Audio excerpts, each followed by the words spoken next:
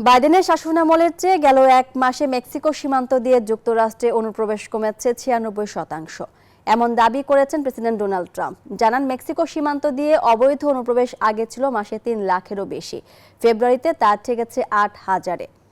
সামনে এ সংখ্যা আরও কমাতে সীমান্তে নজরদারি আরও বাড়ানোর কথা জানান তিনি। ক্ষমতায় এসে অভিবাসন ইস্যুতে কঠোর অবস্থান নেন ডোনাল্ড ট্রাম্প। বন্ধ করে দেন মেক্সিকো সীমান্ত। এতে এই সীমান্ত দিয়ে অবিশ্বাস্য রকমভাবে কমেছে অনুপ্রবেশের সংখ্যা। ট্রাম্প প্রশাসনের পরিসংখ্যান অনুযায়ী ফেব্রুয়ারি মাসে মেক্সিকো থেকে যুক্তরাষ্ট্রে প্রবেশের মুখে সীমান্তে আটকানো হয়েছে 8,326 জনকে।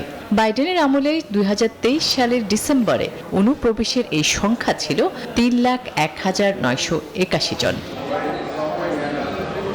এই পরিসংখ্যান অনুযায়ী অনুপ্রবেশের হার ট্রাম্পের আমলে 96% কমেছে। সামাজিক যোগাযোগ মাধ্যমে এমন পরিসংখ্যান দিয়েছেন খোদ মার্কিন প্রেসিডেন্ট। তার দাবি, ভবিষ্যতে এই সংখ্যা আরও কমানো হবে, কারণ এরই মধ্যে সীমান্তে নজরদারি বাড়িয়েছেন তিনি। কারণ সীমান্ত বন্ধ থাকলে যুক্তরাষ্ট্রে আক্রমণ বন্ধ হবে, কমবে অপরাধের ঘটনাও। গেল 20 জানুয়ারি ক্ষমতা গ্রহণের পর ফেব্রুয়ারি ছিল তার শাসনের প্রথম পূর্ণাঙ্গ মাস। যুক্তরাষ্ট্রে অবৈধ অনুপ্রবেশের চেষ্টার সংখ্যা এই মাসেই ছিল সবচেয়ে কম। that I will faithfully execute. আসমাতুলি, নিউজ 24।